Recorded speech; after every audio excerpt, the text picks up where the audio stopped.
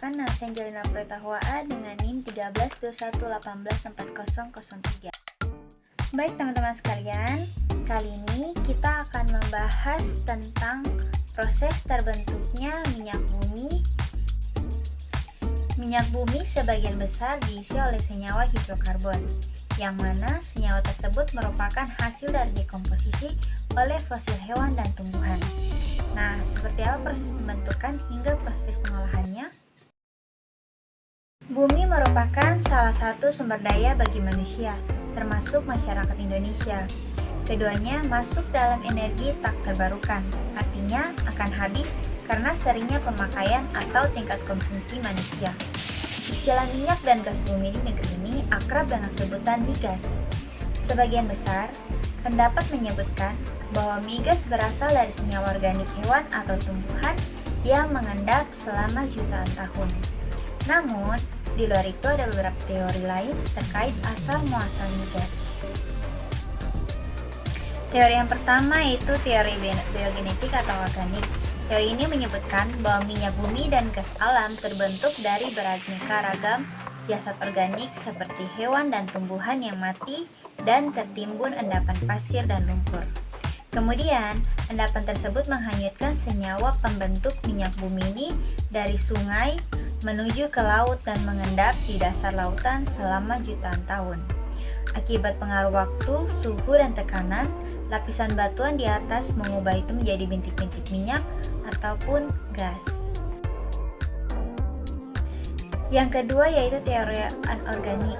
Berbeda dengan teori pertama, teori ini menyebutkan bahwa minyak bumi terbentuk karena aktivitas bakteri unsur seperti oksigen, belerang, dan nitrogen dari zat yang terkubur akibat aktivitas bakteri berubah menjadi minyak yang berisi hidrokarbon. Teori yang ketiga yaitu teori duplex.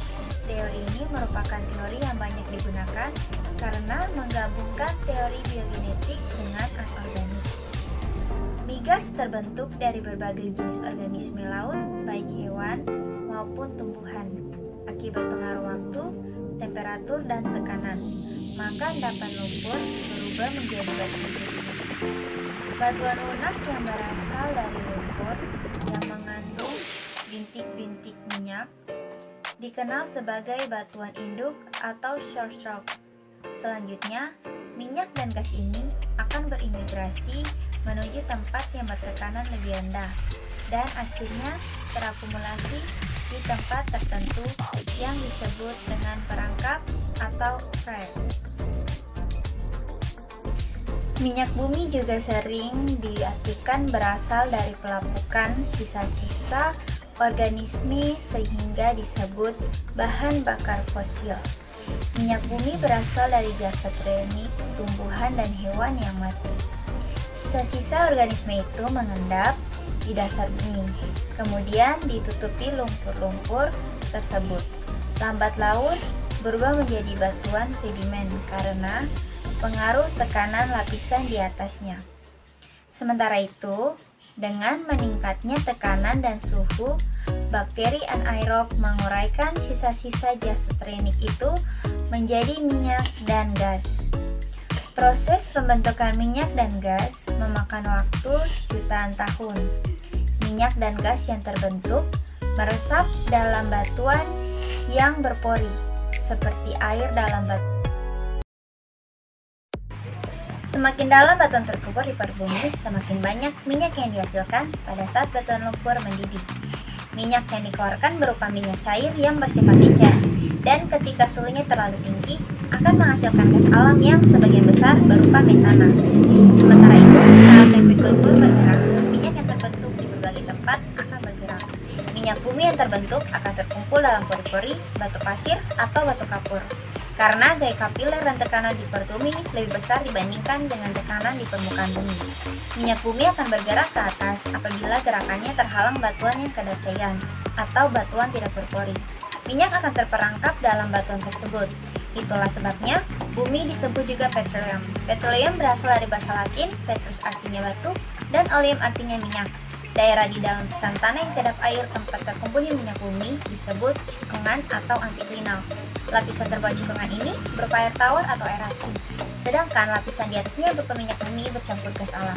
Gas alam berada di lapisan atas minyak bumi karena massa jenisnya lebih ringan dibandingkan minyak bumi. Apabila akumulasi minyak bumi di suatu tikungan cukup banyak dan secara komersial menguntungkan, minyak bumi tersebut diambil dalam metode pemboran. Minyak bumi diambil dari sumur minyak yang ada di pertambangan. Lokasi sumur ditentukan setelah melalui proses studi geologi, analisis sedimen, karakter, dan struktur sumber. Untuk mencari migas bumi, pertama-tama dilakukan dengan cara eksplorasi. Ada sejumlah tahapan pada eksplorasi, yaitu studi geologi, studi geofisika, survei seismik, dan pengeboran eksplorasi. Studi geologi dilakukan untuk mengetahui kondisi geologi seperti struktur dan susunan batu di lapisan bawah permukaan. Dari hasil studi geologi, kita dapat mengetahui lokasi mana saja yang memerlukan studi lanjutan. Studi lanjutan di sini disebut studi geofisika. Studi geofisika bertujuan untuk mengetahui sifat fisik batuan mulai dari permukaan bumi hingga jauh ke dalam tanah. Metode umum yang digunakan untuk mengetahui sifat fisik batuan adalah survei seismik. Setelah alat pembangkit gelombang suara atau getaran dipasang, alat akan ditembakkan ke bawah laut atau tanah. Kemudian, gelombang suara tersebut akan dipantulkan kembali sesuai dengan lapisan tanah yang dilaluinya. Di atas permukaan, dipasang alat yang bisa menangkap gelombang suara yang terpantul tadi. Setelah itu, kondisi di bawah permukaan bumi direkonstruksi menjadi gambar 2 dimensi atau 3 dimensi di komputer. Dari hasil seismik tersebut, data jenis dan lapisan batuan akan diolah untuk mengetahui keberadaan minyak dan gas di bumi di dalamnya. Setelah seluruh tahapan dilakukan, barulah dilakukan pengeboran untuk memastikan atau ada tidaknya kandungan minyak dan gas bumi di dalam area yang diteliti tersebut. Adapun komposisi minyak bumi yaitu terdiri dari campuran cairan kompleks, sebagian besar merupakan senyawa hidrokarbon sebesar 90% kurang 90%.